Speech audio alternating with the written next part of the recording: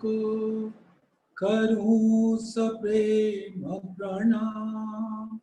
अशुभ हरन मंगल करण धनीश देव चंद्र जी नाम। श्री प्राणनाथ निज मूलपति श्री मीराज सुनाम। तेज कुंवरी श्यामा युगल को पल पल करूं प्रणाम। पिया जी को पल पल करूं प्रणाम। प्रथम लागू दो चरण को धनिये न छुड़ायो खिन। लाख तले लालना मेरे जीव के जीवन।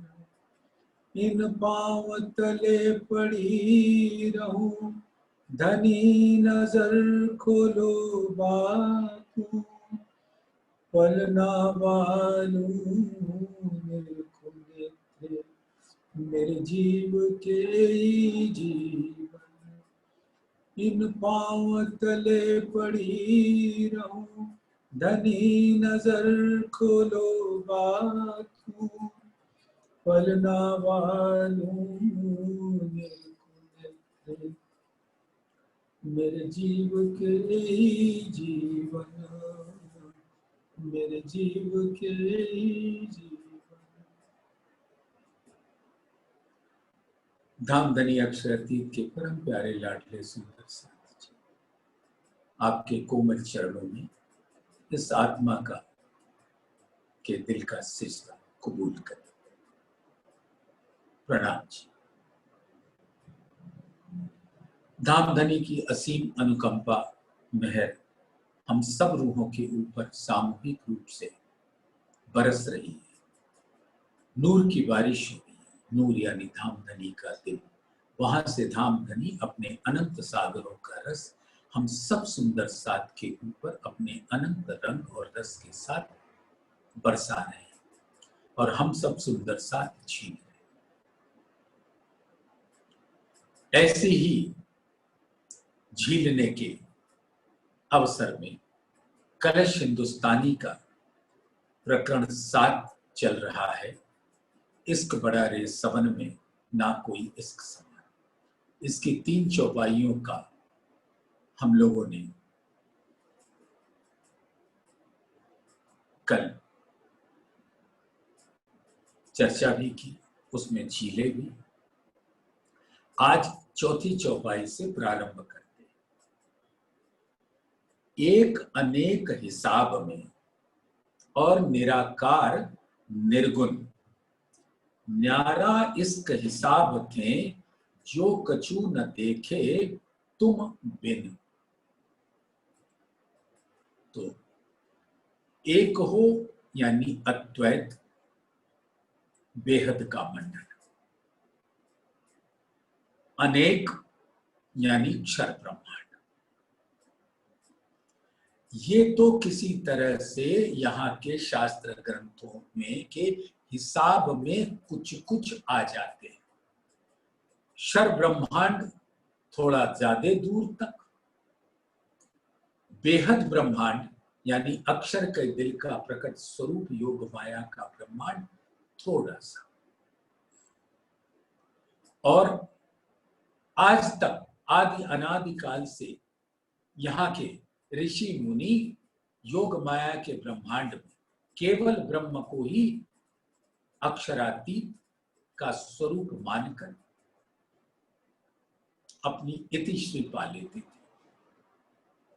उसके आगे सत स्वरूप का तो कुछ अंदाजा ही नहीं था और उससे परे परम धाम का तो बिल्कुल पता नहीं था। तो लेकिन अक्षर के दिल का ब्रह्मांड योग माया का ब्रह्मांड भी अद्वैत का ब्रह्मांड है, क्योंकि अक्षर ब्रह्म स्वयं अद्वैत स्वरूप है। अद्वैत यानी जहां दो नहीं होते, एक होता है। परम धाम के ही स्वरूप है अक्षर ब्रह्म। सच्चिदानंद सत यानी अक्षर ब्रह्म, चिद यानी अक्षरातीत ब्रह्म, और आनंद श्यामा जी। ये सत चिद आनंद का स्वरूप है परम धाम में, और सब वाह्यदत्त के स्वरूप। अब आप जरा ध्यान दीजिएगा, परम धाम के अंदर अद्वैत है, एक है। राजी, श्यामा जी, रूहें, अक्षर ब्रह्म और महालक्ष्मी एक तन है, एक दिल है।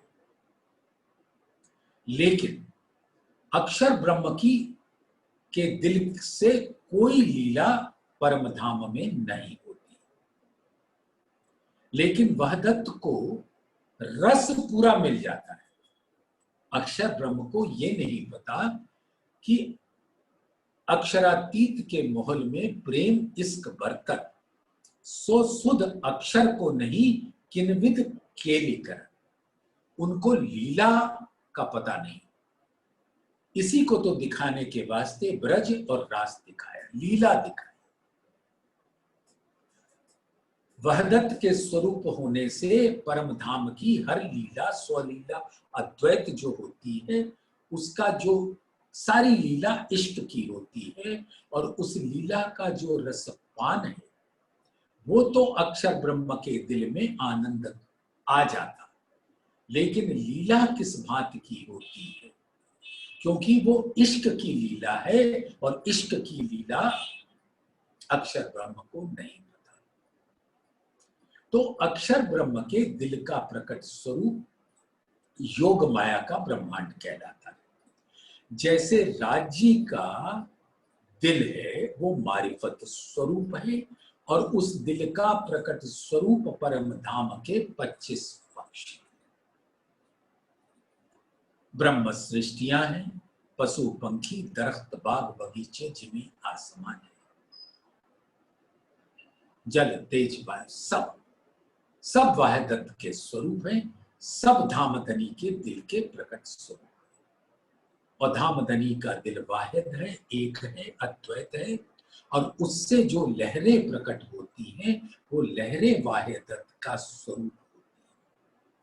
और सबके अंदर धामधनी का दिल होता है, और उस दिल का जो अनंत नूर प्रकट होता है उसी का सब आकार होते हैं। तो जितने नूरी आकार हैं वो हकीकत के स्वरूप हैं, और स्वलीला अद्वैत में जो लीला होती है वो भी हकीकत की लीला कहलाती है, परम धाम की, अक्षरातीत के हकीकत की लीला। अब इसी प्रकार से अक्षर ब्रह्म का दिल योग माया के ब्रह्मांड के स्वरूपों का मार्फत स्वरूप है, और अक्षर का भी दिल एक है, अद्वैत है, और उस दिल का जो वाह्यदत्त की लहरें हैं वो योग माया के ब्रह्मांड में प्रकट होती है। तो परम धाम में अक्षरातीत की वाह्यदत्त है, और योग माया के ब्रह्मांड में अक्षर की वाह्यदत्त है। तो इस प्रकार से परम धाम की लीला अलग है, जो अक्षरातीत और श्यामा जी की है, और योग माया के ब्रह्मांड में सिर्फ अक्षर ब्रह्म की वाहिद स्वरूप। और वहीं पर 4 विशेष पाद है, अंग है। सत स्वरूप ब्रह्म, जिसको विभूति ब्रह्म भी चारों को कहते हैं। सत स्वरूप ब्रह्म, केवल ब्रह्म, सबलिक ब्रह्म और अव्याकृत ब्रह्म। सत स्वरूप जैसे राज्य के दिल का प्रकट स्वरूप हक आदि अर्स मोमिन होते हैं, तो राज्य का भी स्वरूप उनके दिल का ही प्रकट स्वरूप होता है। उसी मार्फत का प्रकट स्वरूप हक आदि और अर्स और ब्रह्म सृष्टियां मोमिन। हक आदि अर्स मोमिन सो तो पहले हक दिल मां है, तो उसी दिल का प्रकट स्वरूप परम धाम के अंदर लीला करता है। इसी प्रकार से अक्षर ब्रह्म का जो प्रकट स्वरूप है दिल का, वो सत स्वरूप ब्रह्म है। तो अक्षर ब्रह्म जो परम धाम में है वो सत स्वरूप ब्रह्म के मार्फत है, और उस मार्फत के हकीकत सत्स्वरूप ब्रह्म है। और उनकी जो बुद्धि है वो केवल ब्रह्म कहलाती है।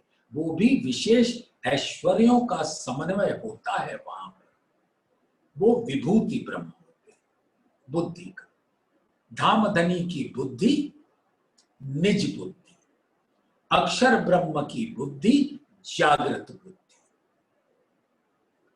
तो वो बुद्धि का स्वरूप केवल ब्रह्म है, और उसी बुद्धि को जब हुक्म मिला साक्षात अक्षरातीत का, तो उन्होंने नूतन वृंदावन अपने बुद्धि के विभूति ब्रह्म के स्वरूप में खड़ा कर दिया। नित्य अखंड वृंदावन, नौतन, एकदम नया। और वो अक्षर के दिल का स्वरूप होने से नूर होता है। तो जो रास हुआ वो सब नूरी। जैसे राजी का दिल नूर जमाल है, वो नूर है, और वो जमाली के गुणों के साथ परम धाम में प्रकट होता है। उसी तरीके से अक्षर ब्रह्म का दिल भी नूर है, और उनके दिल का जो प्रकटीकरण है वो जलाल है, जलाली है। तो योग माया का ब्रह्मांड नूर के जलाली के गुणों से शोभायमान है, और अक्षरातीत नूर जमाल का परम धाम जमाली के गुणों से। जमाली सौंदर्य को कहते हैं। उस सौंदर्य के अंदर प्रेम भी होता है, आनंद भी होता है, एकत्व भी होता है, कृपा भी होती है। हर वो स्वरूप जो आनंद देता है। और योग माया के ब्रह्मांड में जलाली का गुण, और जलाली का गुण किसे कहते हैं? सत्ता का, जहां उत्कर्ष की लीला होती है, जहां पारितोषिक भी मिलता है तो दंड भी मिलता है। और ये पारितोषिक और दंड योग माया के ब्रह्मांड में नहीं मिलता। योग माया के ब्रह्मांड में जो अक्षर के दिल के मन स्वरूप है अव्याकृत, उनके जो स्वप्न स्वरूप अक्षर ब्रह्मांड होता है। और यहां की लीलाओं में हर मानव अक्षर अक्षर के सत्ता से बंधा होता है, माया से बंधा होता है। और वो अगर बहुत अच्छा करता है तो उसको पारितोषिक मिलता है। वो अक्षर की नूर नजर तले उसकी पहुंच हो जाती है, लेकिन वो प्राणनाथ के तारतम ज्ञान के बगैर संभव नहीं होता। तो जिसने जैसा कर्म किया, तो सबलिक ब्रह्म अक्षर ब्रह्म के चित्त का विभूति ब्रह्म स्वरूप है, अव्याकृत उनके मन का स्वरूप। जैसे मन नहीं दिखता, वैसे ही अव्याकृत यानी मन जो अव्यक्त है, और उसका व्यक्त स्वरूप ये अक्षर ब्रह्मांड का है। तो वहां पर अगर आपने बहुत अच्छा काम किया, तो अक्षर के हुक्म के द्वारा आपको इस अक्षर ब्रह्मांड में भी पारितोषिक मिल जाता है। आप वैकुंठ लोक को प्राप्त हो जाते हो तन छोड़ने के बाद। यहां पे भी माया के सुख समृद्धि मिल जाती है।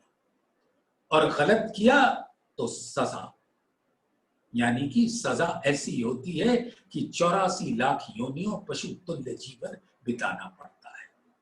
जिसके कष्टों को आप अच्छी तरह समझते हो, उसको मैं दोहरा नहीं रहा। तो ये अक्षर ब्रह्म सत्ता की लीला है। उत्कर्ष में अच्छा करते जाओ, आगे बढ़ते जाओ। 8वीं बहिष्ठ, 7वीं, 6ठी, 5वीं, 4ठी, 3री, दूसरी और पहली। परम धाम में ऐसा कोई विधान नहीं। परम धाम में सिर्फ इश्क है, प्रेम है, और सब उसके अंदर डूबते हैं, बस।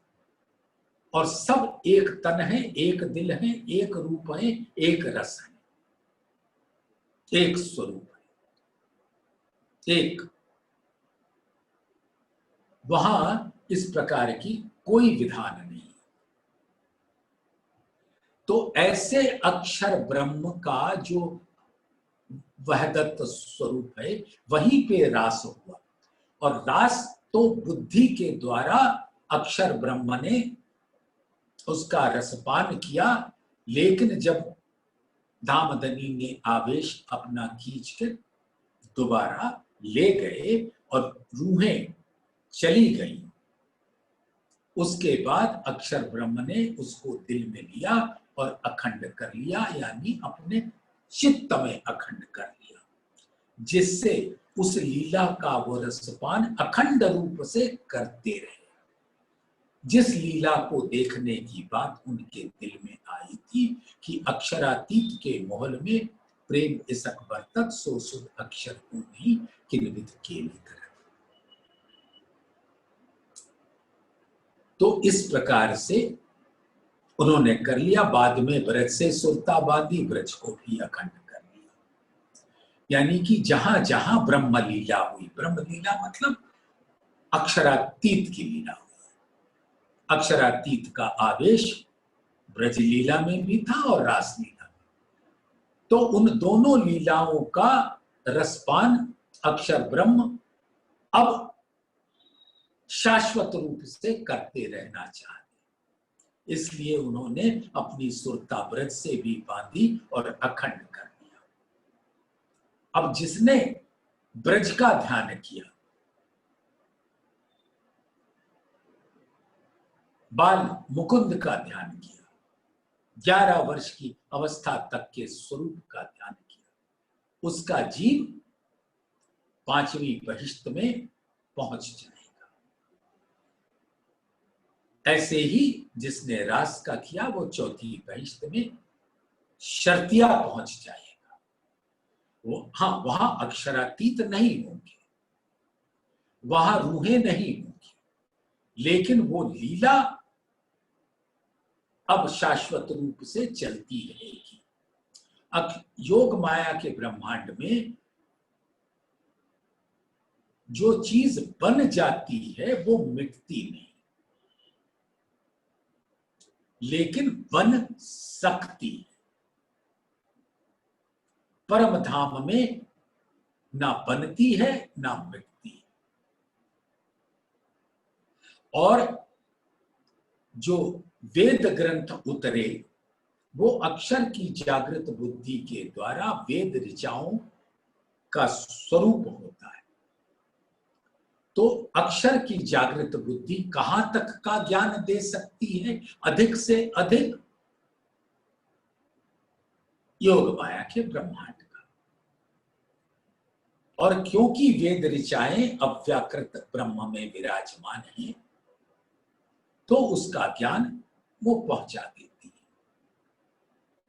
ओम, एक ओंकार प्रणव ब्रह्म का ज्ञान दे देती है। सबलिक चिदानंद लहरी, उसका भी ज्ञान दे देती है, क्योंकि अव्याकृत सबलिक ब्रह्म का स्थूल का स्वरूप होता है।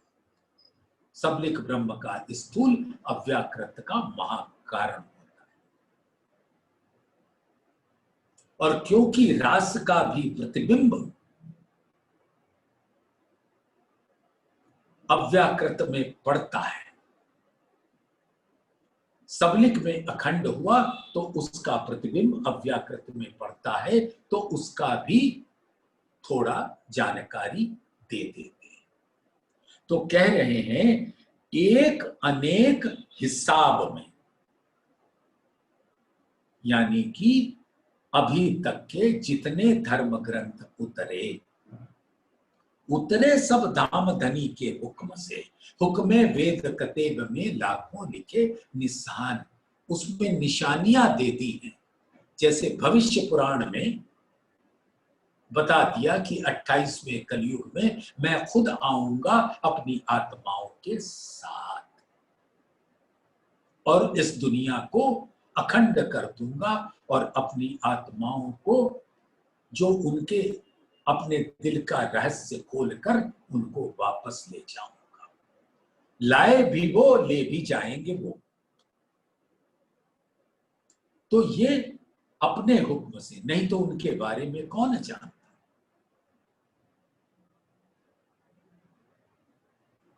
जैसे देवापी का जीव, मरु का जीव तपस्या करते रहे,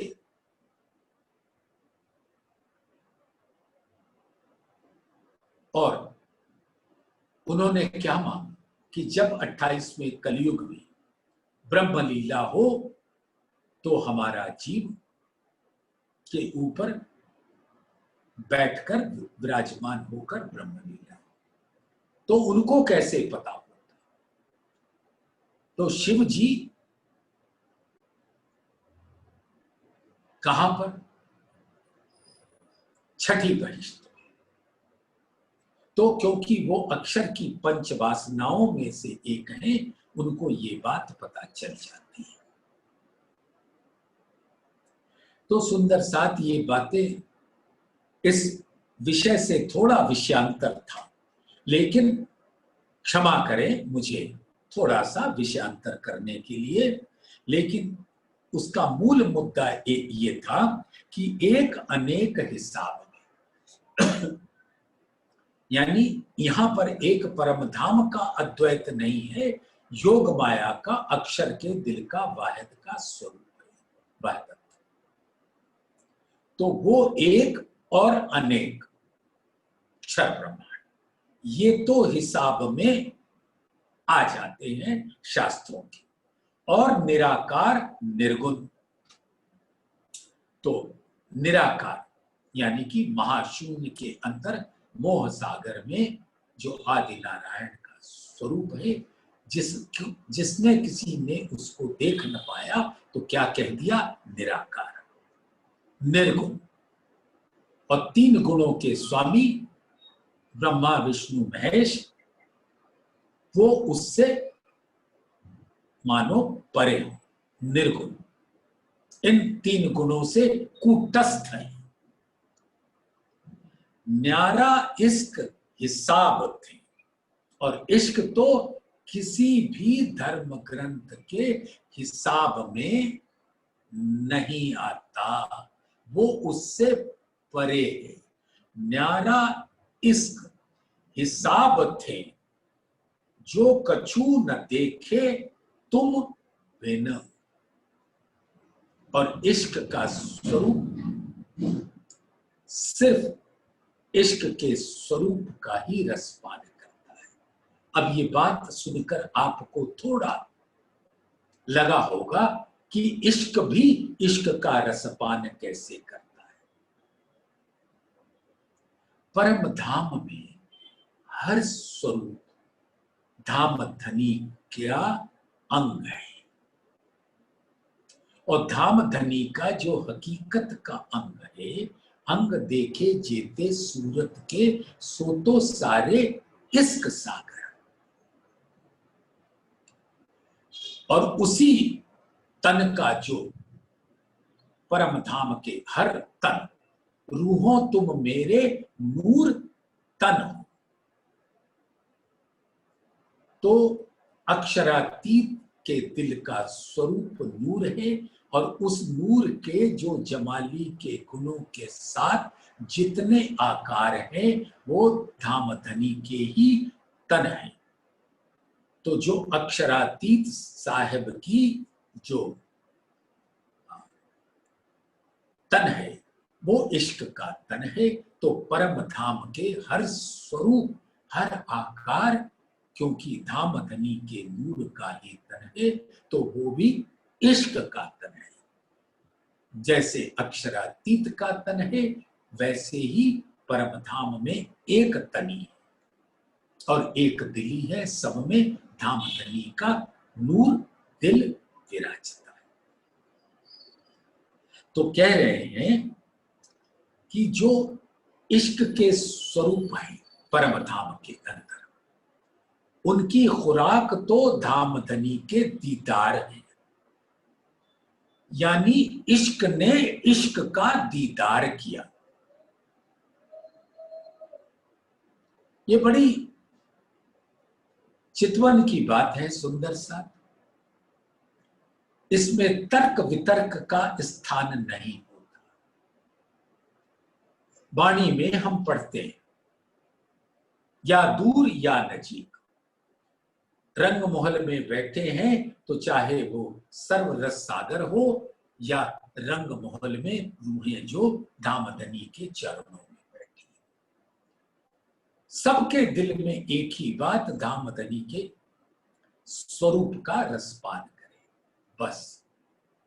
क्योंकि उनके अंग अंग से जो इश्क का सागर है वो बहता है, और परम धाम में हर स्वरूप का खुराक ताम इश्क होता है।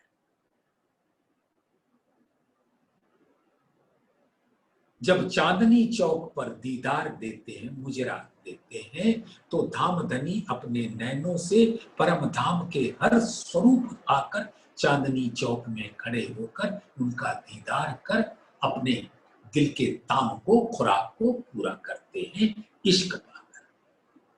ये एक लीला का स्वरूप है। वैसे तो धामधनी की नजर परम धाम में हर स्वरूपों के ऊपर होती है, और सुंदर साथ परम धाम में हर स्वरूपों के ऊपर तो होती ही है। लेकिन आत्माओं के स्वरूप जिन्होंने, जो हुक्म ने धारण कर रखा है, वो पर आत्म के प्रतिबिंबित स्वरूप है। उन आत्माओं के ऊपर भी धामधनी की नजर बनी रहती है।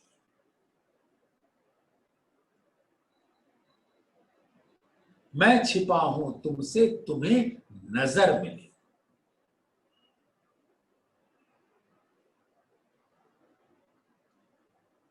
तो धामधनी की नजर अपनी रूहों के ऊपर शाश्वत रूप से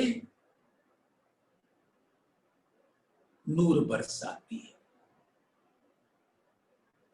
तो आत्मा उससे जुदा कैसे हो सकती है, क्योंकि आत्मा भी तो पर आत्मा का ही स्वरूप है। वस्तुतः वो अरस परस होते।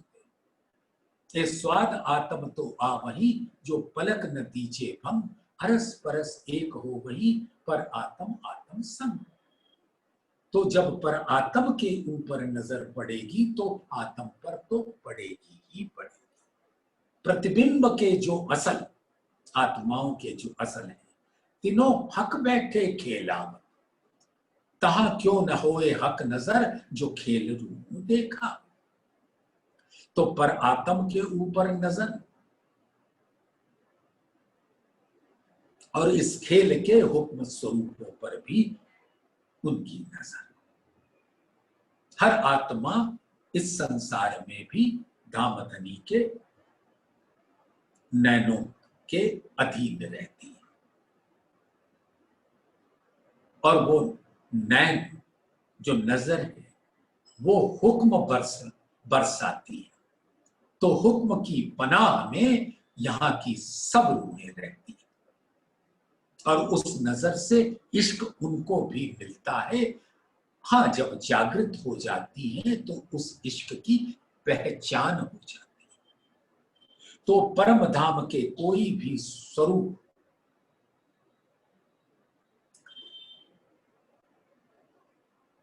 धामधनी के अलावे कुछ और नहीं देखता। तो परम धाम में तो जर्रा जर्रा धामधनी का स्वरूप है और आत्माएं भी अपनी सुरता से धामधनी के हुक्म से निस्बत का बल लेकर मूल स्वरूप को देखती रहती और यहाँ पर साक्षात गुम्मट जी के स्वरूप को देखती है, यानी प्राणनाथ के स्वरूप को देखती है, धामधनी अक्षरातीत के आवेश स्वरूप का रसपान करती है। और इसक कोई जिन कथो इसके ना पहुंचिया कोई, इसक तहां जाए पहुंचिया जहां शून्य शब्द ना होए। इसका तात्पर्य यही है कि क्षर ब्रह्मांड का बड़े से बड़ा स्वरूप हो या छोटे से छोटा, वो है तो क्षर, नश्वर, तो वो बेहद तक नहीं पहुंच सकता, तो हद पार बेहद, बेहद पार अक्षर, अक्षर पार वतन कैसे पहुंचेगा।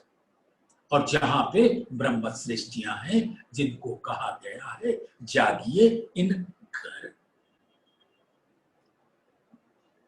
तो इश्क का बयान करने का प्रयास मत करो, क्योंकि तुम्हारी पहुंच क्षर पुरुष तक है। बहुत छलांग लगा ली,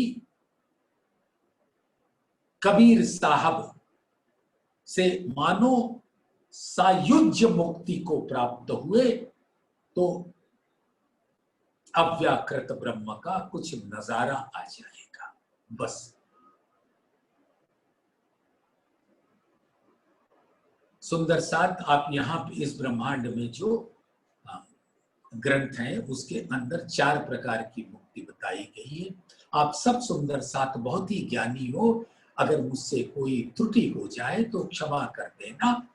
सालोक्य, सामीप्य, सारूप्य, सायुज्य, 4 प्रकार की मुक्ति। जिसका भी ध्यान करते हो पूर्ण श्रद्धा के साथ उसके लोक में पहुंच जाते हो। स्वर्ग का ध्यान किया तो स्वर्ग में, वैकुंठ का ध्यान किया तो वैकुंठ, और उसके आगे का तो ज्ञान उतरा ही नहीं तो पाओगे कैसे। सामीप्य, और भी अधिक तपस्या की तो अपने इष्ट के समक्ष आकर बैठ जाते हो साथ में, सामीप्य।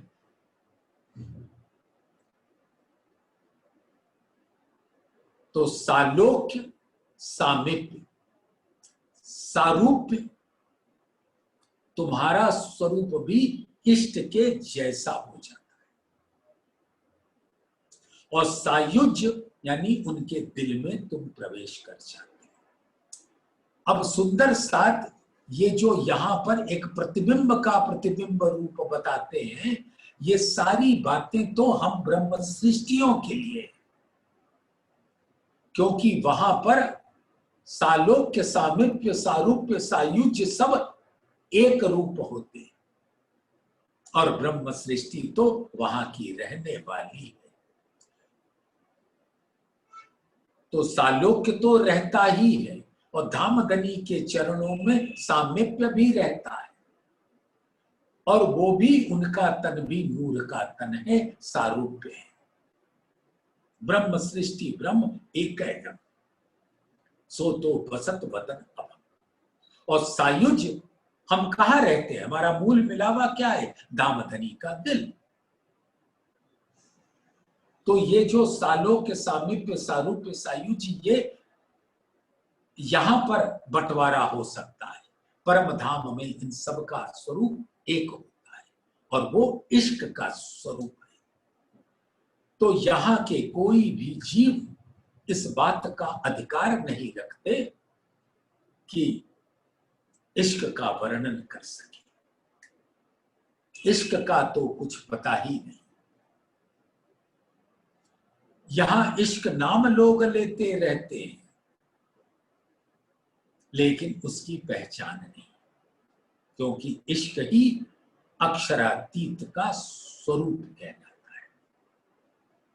और वही अक्षरातीत का स्वरूप ही परम धाम में अनंत आकार धारण करके उनका दिल लहराता है और लीला करता है। तो कोई ये हिमाकत ना करना कि इश्क का वर्णन करके किसी को भरमाना, और इसका कोई जिन कथो, कोई उसको कहने का साहस न करे।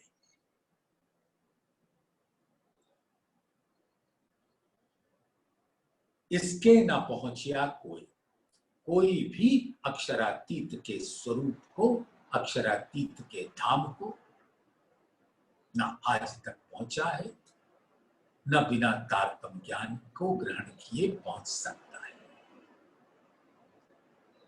पहुंच तो क्या सकेगा, सिर्फ जानकारी मिल सकती है, क्योंकि वहां के स्वरूप तो सिर्फ ब्रह्म सृष्टियां हैं, उनके जीव नहीं, आत्माएं।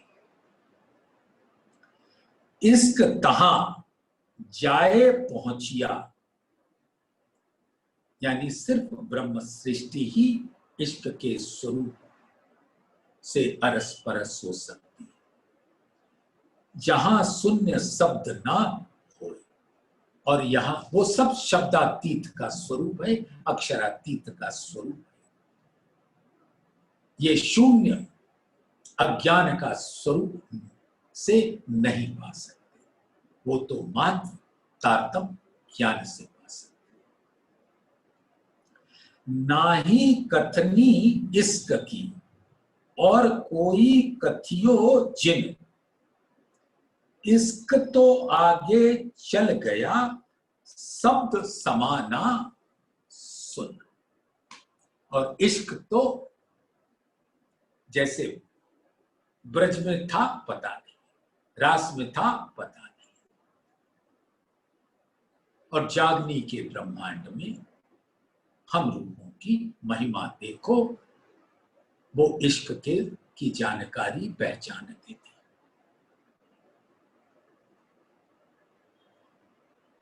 तो इश्क जो है कथनी के अंदर नहीं आता, ना ही कथनी इश्क की, वो कथनी से परे है। और कोई कथियो जिन, और कोई उसको कहने का, क्या कहूं, दुस्साहस मत करना। और कोई कथियो जिन, इश्क तो आगे चल गया शब्द समाना सुन। और इश्क इन सब से परे है, वो ब्रह्म सृष्टियों का खजाना है, ब्रह्म सृष्टियां ही उसके वारिस हैं।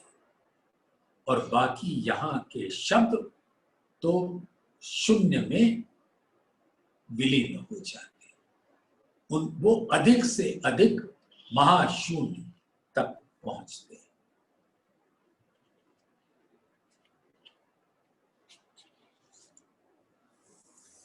शब्द जो सूक्या अंग में हले नहीं हाथ पाए,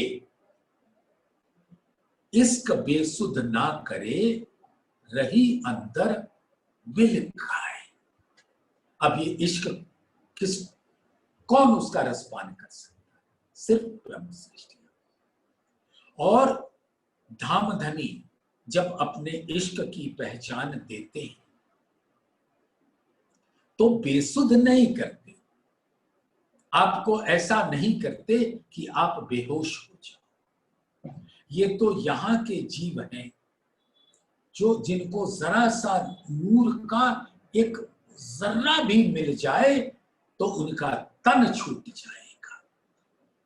लेकिन वो इश्क के पालेल हैं, इश्क के स्वरूप हैं आत्माएं, वो इश्क की आग में जलती नहीं है। तो शब्द जो सूक्या अंग में, तो ये जितने शब्द हैं विरह के, उन्होंने वो हमारे अंग में आकर समा गए कि अब मैं मानो विरह का ही स्वरूप हो गई। हले नहीं हाथ पाए, अब मेरा अंग अंग मानो निर्जीव सा हो गया है। और विरह की अग्नि में मेरा अंग अंग सूख गया है, श्वास सूख गया है। लेकिन फिर भी इश्क हमें बेसुध नहीं करता।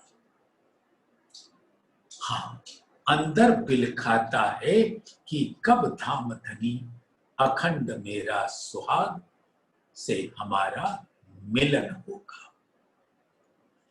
तो विरह विलास और मिलन विलास, तो विरह विलास के स्थिति से गुजर कर हम मिलन विलास में पहुंचते हैं। तो छठे दिन, पांचवें दिन की लीला में इंद्रावती जी को विरह विलास का रस मिलाया और उसकी जानकारी देके सभी मोमिनों को छठे दिन की लीला में विरह विलास का अनुभव कराया और सातवें दिन की लीला में मिलन विलास होगा। पांचवें दिन की लीला में इंद्रावती को तड़पाने के बाद दीदार का सुख दिया, मिलन का सुख दिया। अब छठे दिन की लीला में सारी रूहें जिन्होंने भी अच्छी तरह से धामधनी की वाणी का रसपान किया है तो उनके हृदय में विरह की अग्नि जलती और इस अग्नि के स्वरूप से मिलन होगा, लेकिन सबका एक साथ सातवें दिन में होगा। तब तक सुंदर साथ, तब विरह में और मिलन विलास करना है। पूर्णतया पहले आत्मा को जागृत, फिर धामधनी के आवेश स्वरूप प्राणनाथ जो साक्षात श्री गुम्मट जी के सुंदर तलहटी के मध्य में श्री चंदन के सजे हुए झूले पर विराजमान हैं, उनके चरणों का रसपान कर सकते जीते जी और तन छूटने के बाद। और वो स्वरूप भी इश्क का है। तो एक काम हम कर सकते, अपनी आत्मा को जागृत करो और आवेश स्वरूप प्राणनाथ के चरणों में समर्पित हो जाओ। और जब वहां पहुंच जाओगे सुंदर सा, तो परम धाम का, इश्क का सुख तुम्हें वहीं मिलेगा। तो धामधनी ने कितना सुंदर कर दिया, इंद्रावती को विरह में तड़पाकर दीदार दिया और उनके अंदर आकर बैठ गए। और यहां छठे दिन की लीला में भी विरह के रस से, विरह के रस का पान कर अंदर ही विलख के जब आत्मा उस विरहाग्नि से प्रज्वलित होकर जागृत होती है, तो तन छूटने के बाद तन रहते रहते सुरता प्राणनाथ के चरणों में और तन छूटने के बाद उनके चरणों में तो पहुंच जाती है, लेकिन जागृत होने के बाद, उसके पहले नहीं।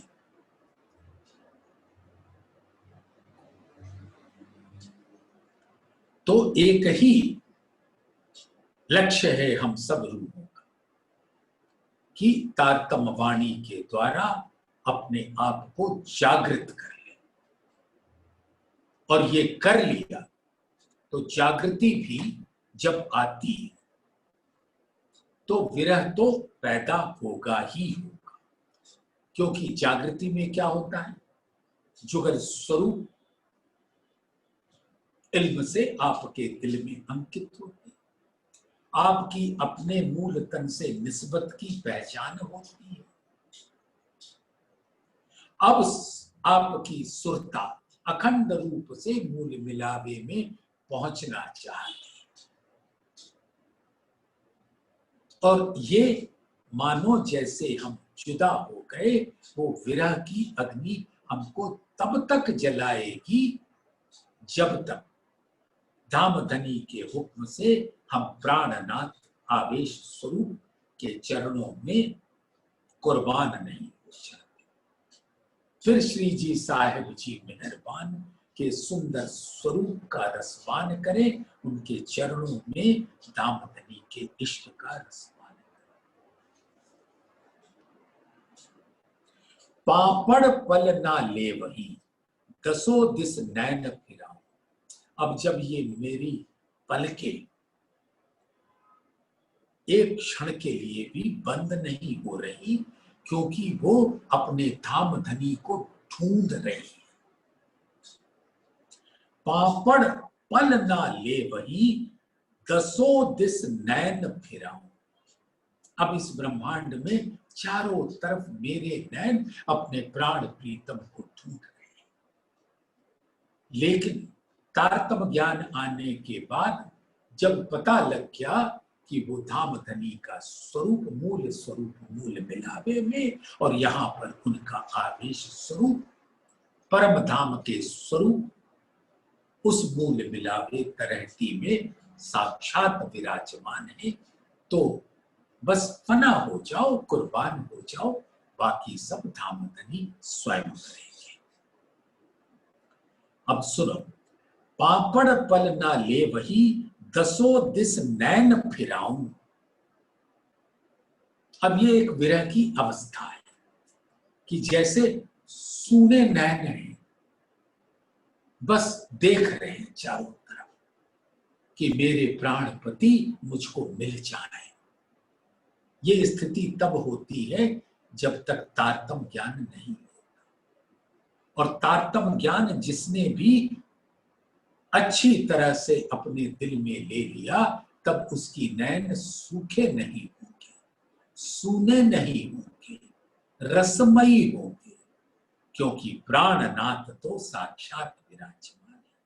हमारी सुरता उनके चरणों में पहुंच सकती है। देह बिना दौड़ो अंदर, यानी अब इस तन का मोह छोड़ दो, अब अपनी आत्मा के स्वरूप में विराजमान हो जाओ, और जीव भी निर्मल होकर अपने अंतस्करण, अपने दिल के द्वारा आत्मा जिसको ग्रहण कर रही है उसका भी रसपान कर सके। देह बिना दौड़ो अंदर, पिया कित मिलसी कहां जाऊं। तो ऐसे नैन फिर रहे थे कि ये तारतम ज्ञान को ग्रहण करने के पहले की बात है। पिया कित मिलसी कहां जाऊं, मेरे प्राण प्रीतम कहां मिलेंगे, मैं कहां जाऊं, कहां ढूंढूं। तो अब तो बता दिया, जो कदी वो आगे चली, जिमी बैठी वो जिमी माहे, पांचों पहुंचे पांचों में, रूह अपनी असल छोड़े ना है। तन छूट भी जाए, पांच तत्व में विलीन हो जाए, लेकिन रूह अपनी असल इश्क के स्वरूप अक्षरातीत के आवेश स्वरूप के चरणों से जुदा नहीं हो सकती। कौन फैल हाल बदले पर छूटे ना रूह इश्क, रूह इश्क दो बका इनमें ना ही सकती। तो रूह अपने इश्क से जुदा हो ही नहीं सकती, इसलिए प्राणनाथ के स्वरूप में वो पहुंच जाती। इश्क को ए लक्षण जो नैनो पलक ना ले, दौड़े फिरे ना मिल सके, अंदर नजर पिया में दे। और इश्क का यही तो लक्षण है कि जब आत्मा के नैन अब बंद नहीं होते,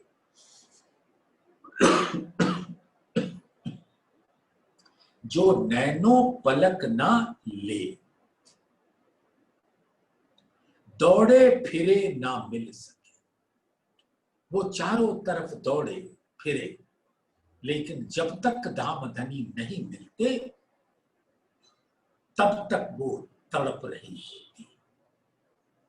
और जब माया का सब पर्दा हट जाता है तो आत्मा को अपने दिल में ही धाम धनी नजर आते हैं, क्योंकि आत्माओं का दिल और पर आत्म के दिल में कोई अंतर नहीं होता, और पर आत्म के दिल में साक्षात अक्षरातीत विराजते हैं जुगल स्वरूप से। नजरो निमख ना छूट ही तो ना ही लागत पल, अंदर तो न्यारा नहीं पर जाए न दाह बिना पल। अब धाम धनी हमारे नजरों से कभी नहीं अलग होते, और पलक भी झपकता नहीं उनके दीदार को तड़प रहा, और अंदर तो न्यारा नहीं, और हमारे आत्माओं के दिल में तो से अलग थोड़ी है, वो आत्मा के दिल में बैठे हैं। पर जाए न दाह बिना मिले, लेकिन उनसे मिलन बिना विरह अग्नि में तड़पे हुए नहीं होता। इस संसार में तारतम्य ज्ञान हासिल कर लेने पर जब विरह की अग्नि से स्वच्छ निर्मल पवित्र कंचन का स्वरूप आत्मा का दिल होता है, तभी मिलन की स्थिति पहुंचती है। और जीव भी जब इस प्रकार से तड़पता है तो उसको भी प्राणनाथ का स्वरूप से रस प्राप्त होता है। जो दुख तुम ही बिछुरे, मोहे लाग्यो जो तासों प्यार, एता सुख तेरे विरह में तो कौन सुख होसी विहार। जो तुमसे बिछुड़ने का दुख, मुझे खिलवत की बातें आपने सब बता दी। इंद्रावती जी फरमाती हैं कि जब धाम धनी ने दीदार दिया और अपनी नजर से इल्म का रस उनके दिल में पहुंचा दिया और उनको परम धाम के हर बातों का खुलासा कर दिया, तो जो दुख तुम ही बिछुड़े, तो तुमसे बिछुड़ने का जो दुख था वो विरह का दुख जिसमें मैं तड़पी हूं, मुझे अब आपके विरह का से प्यार हो गया। कैसे? क्योंकि विरह भी तो आपका ही है। वो विरह के अंदर मेरे दिल में आपकी याद हमेशा बनी रहती है, इसलिए मुझे विरह से अब प्यार हो गया है। मोहे लाग्यो जो तासों प्यार, एता सुख तेरे विरह में, क्योंकि तेरे विरह का सुख ही यही है। दुखते उपजे विरहा विरहा प्रेम इश्क। तो जब आपने बताया तो बिछुड़ने का दुख हुआ, जो दुख तुम ही बिछुड़े, और बिछुड़ने के दुख के बाद विरहा की अग्नि लगी, तो उस दुख से भी प्यार हुआ, क्योंकि हमेशा दिल में यही रहता है कि हम अपने प्राण प्रीतम से बिछुड़ गए। तो याद किसकी रही? प्राण प्रीतम, और किसी की नहीं। किससे बिछुड़े? अपने धनी से। तो जो दुख तुम ही बिछुड़े, मोहे लाग्यो जो तासों प्यार। अब तुमसे बिछुड़ने का, विरह का अब प्यार लग गया मुझे। क्योंकि वो आपसे है। एता सुख तेरे विरह में, तो कौन सुख होसी विहार।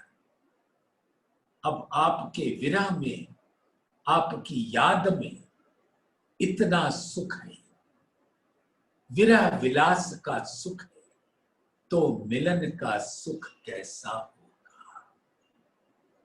हर सुंदर साथ ये विचार कर सकता है कि छठे दिन की लीला में विरहाग्नि में जलकर कुंदन हो जाए, कंचन हो जाए,